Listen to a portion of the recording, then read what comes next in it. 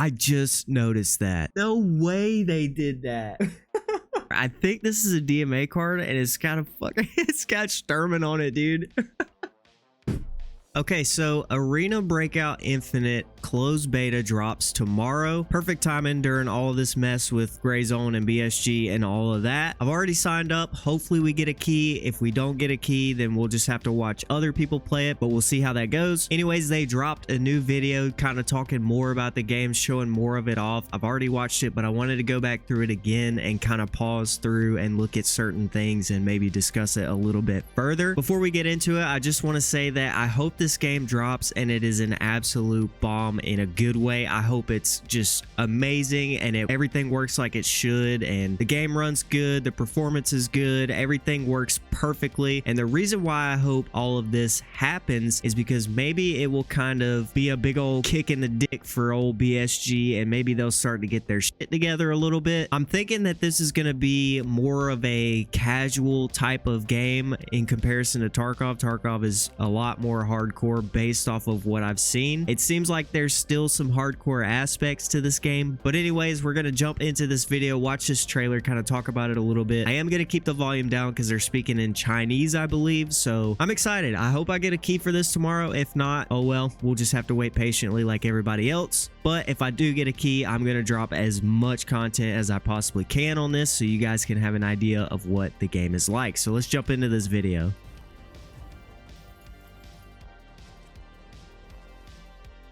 大家好，我是魔方工作室 Arena Breakout 系列的制作人生。Arena Breakout 手游版自上线以来，收获了来自全世界战术设计玩家的认可和喜爱。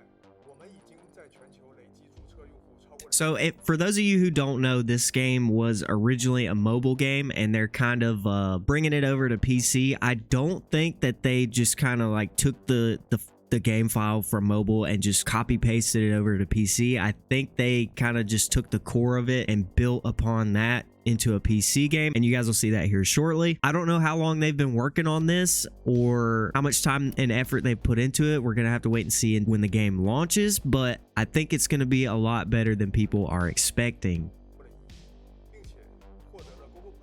I mean, just based off of like how well their mobile game did and how much people love it. I mean, I'll be scrolling through TikTok and I'll get a live stream of some dude playing this game on his phone or whatever, and people absolutely love this game. So I'm excited to see how it's going to be on PC.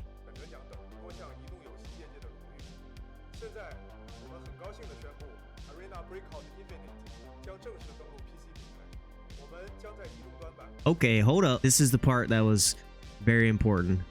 So take a look at this. So they've done like a comparison between mobile and PC as far as like graphics go. So right here we got mobile, and then they're gonna do this over, and you kind of got like a split screen showing the mobile graphics and the PC graphics. Now it's kind of crazy because obviously a mobile game, you're not going to have just insane graphics, but a lot of people, as I was saying earlier, were thinking that this was just going to be the mobile game ported over to PC, and this clearly right here is showing you that it's not. Now I'm not going to sit here and say these are the most insane graphics I've ever seen, but it does look very good. I mean, if you zoom in right here, you got the bus on the mobile, it's very grainy, the textures aren't that great, and then you go over to PC and everything just looks a lot more crisp. A big key thing here is if you look at this like wind turbine in the background, see how the edges are very jagged on mobile, and then we play it a little bit here on the PC version and you can see it again and it looks nice and crisp and clean. The big thing here is going to be performance. That is where I think personally Gray Zone has kind of failed. I'm well aware that Gray Zone is early access, and the whole point of early access is to test it so people can give you feedback so you can improve. But I think if Gray Zone would have nailed the performance right off the rip, they would have had a much better launch. But it feels like 80% of the people who tried to play the game just cannot play it at all because of performance issues. So not much more else to say about it. I just hope the game runs really well.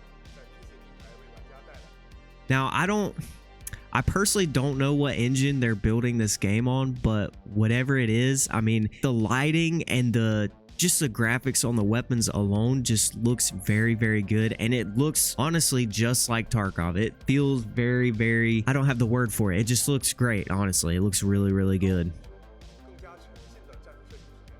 Now I will say some of the environment and some of the buildings and stuff like that do look a little mobile-y, if that's a word. It doesn't seem like super crazy, but I don't know. I'm pointing things out as I see them, and this is only my second time going through this video, so I'm trying to pay a little bit more attention to the details and stuff, but let's keep going.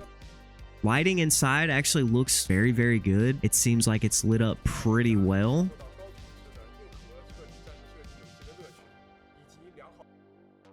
Best in class live game ecosystem. So it seems like hopefully the loot and the economy and everything will be a little bit better than Gray Zone. Not gonna lie, Gray Zone's kind of like, there's no point in looting, honestly. There's no point. You make enough money from quests that you could just buy whatever kits you want for the rest of eternity.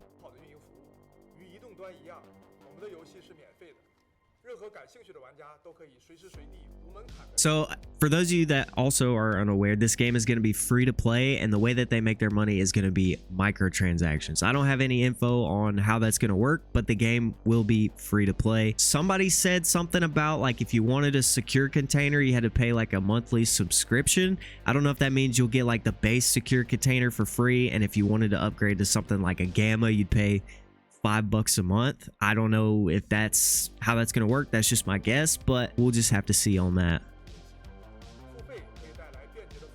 Spending money offers convenience and personalization.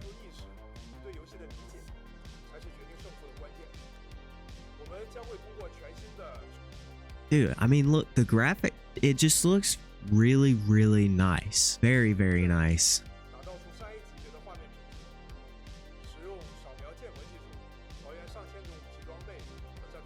That looks cool. That looks super cool. Totally random. I just thought it looked awesome.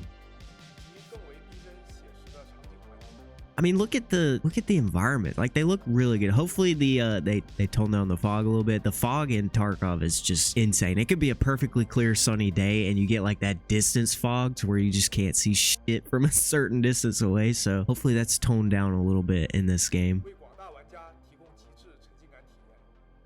I think they're kind of showing off like their dynamic lighting or whatever, day-night cycle. That's good. Hopefully the face shields actually kind of work. That'd be nice.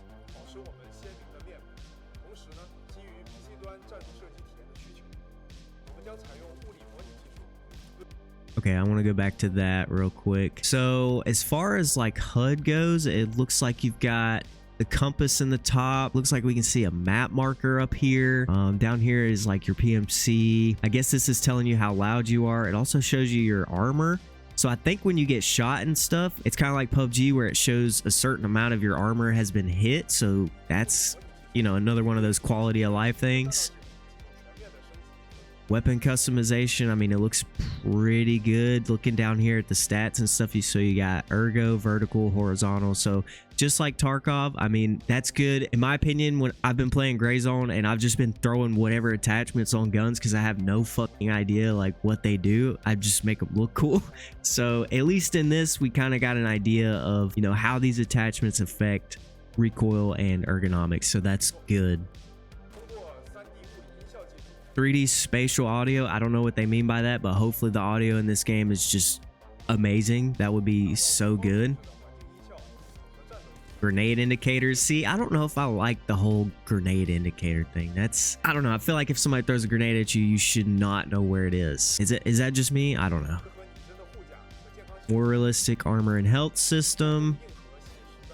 High risk, high reward, tactical shooter. We will have to see about that.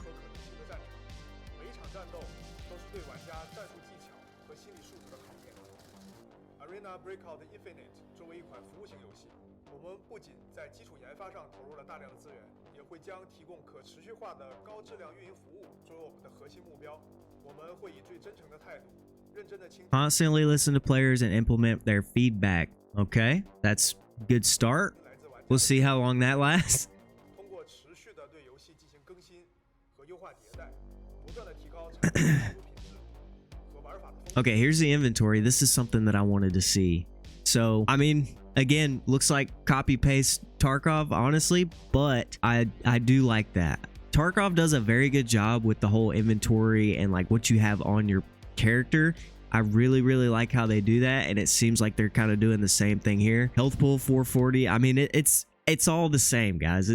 This game is gonna be, I don't know, I guess just more of a casual experience. Tarkov literally just copy and pasted though, but nothing wrong with that. I think Tarkov needs a competitor. I really think they need a competitor, and I think Arena Breakout is the people that's going to be able to do that. Honestly, I feel like if this game is successful and they start stealing players away from Tarkov, maybe Tarkov's going to get their shit together and just start working their asses off to win us all back over. They've already lost like half the player base, I feel like, so they got to do something at this point. I don't know what that is, but they got to do something. 来满足玩家的需求。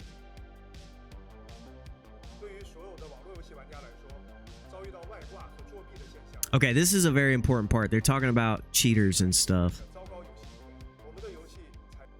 I just noticed that. No, no way they did that. Okay, so they're talking about cheats here. I think this is one of those DMA card things. You know, the whole thing that was going on with Suddenly Toast or whatever, having a fucking DMA card being a dirty cheater or whatever. I think this is a DMA card, and it's got a fucking, it's got Sturman on it, dude.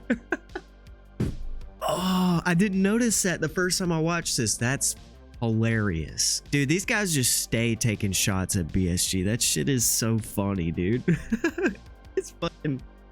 Just Sturman on the DMA card. That might not even be a DMA card. I don't fucking know, but they're talking about cheating. This looks like something that you would use to cheat, and it's got Sturman on it. Just shots fired, dude.